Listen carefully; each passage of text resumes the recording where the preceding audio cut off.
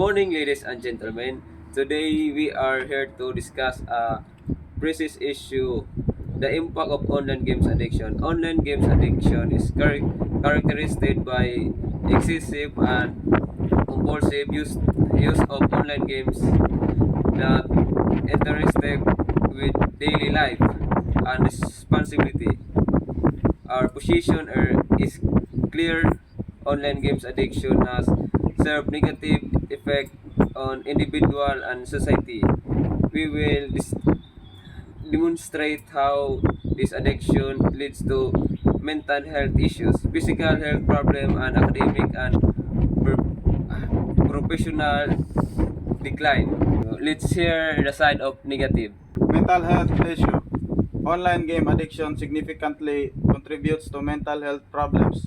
Studies have shown that excessive gaming is associated with increased levels of anxiety and depression. For example, a study published in the journal Cyber Psychology, Behavior, and, and Social Networking found a strong correlation between gaming addiction and mental health issues. Furthermore, individuals addicted to gaming often experience social isolation, leading to further psychological distress. A case in point is a young man from South Korea who, after spending countless hours gaming, became severely depressed and isolated from his family and friends. Physical health consequences. The physical health consequences of gaming addiction are alarming. Prolonged gaming session can lead to obesity, poor posture, and vision problems. Research from a American Journal of Clinical Nutrition indicates that sedentary behavior associated with excessive gaming is a major risk factor for obesity. Additionally, continuous screen time can cause eye strain and headaches. For instance, numerous reports have highlighted gamers developing gamer's thumb and other repetitive strain injuries due to long hours of gameplay. Academic and professional impact. Finally, online game addiction has a detrimental effect on academic and professional performance. Students addicted to gaming often show declining grades and decreased motivation to study. According to a survey by the National Institute of Education, students who spent excessive time gaming had significantly lower academic achievement. Similarly, in the professional realm, individuals may neglect their job's responsibilities, leading to poor performance and even job loss. For example, a promising software engineering lost his job because he prioritized gaming and over his work commitments, ultimately affecting his career trajectory.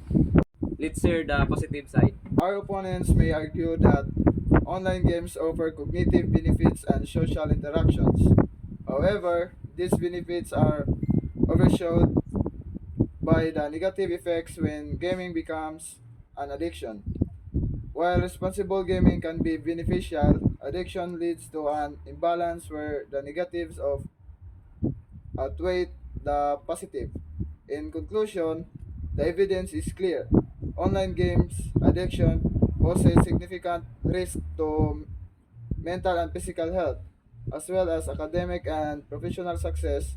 It is imperative that we recognize and address this issue to protect individuals and society.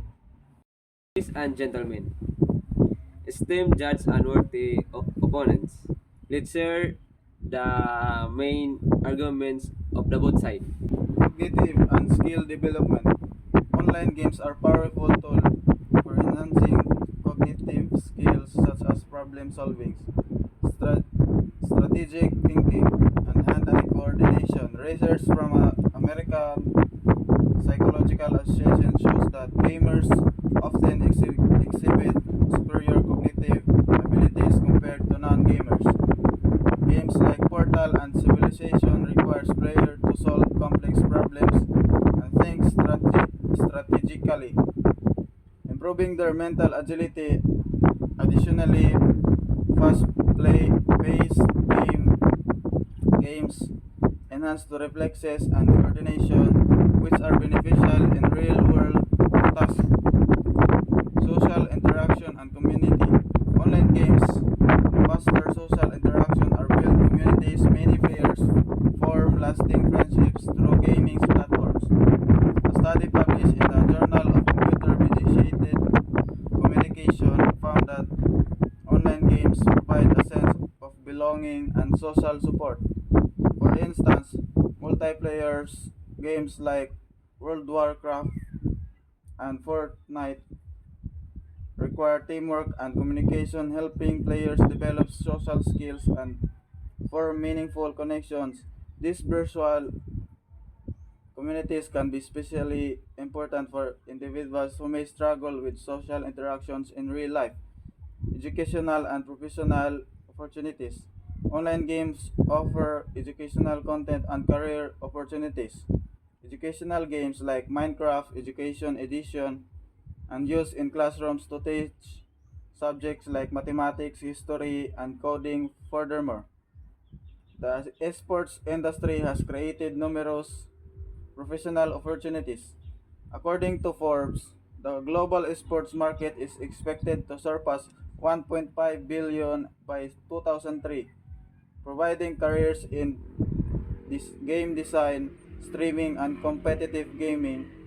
Notable success stories include professional gamers who have turned their passion into lucrative careers, inspiring others to pursue their interest in gaming.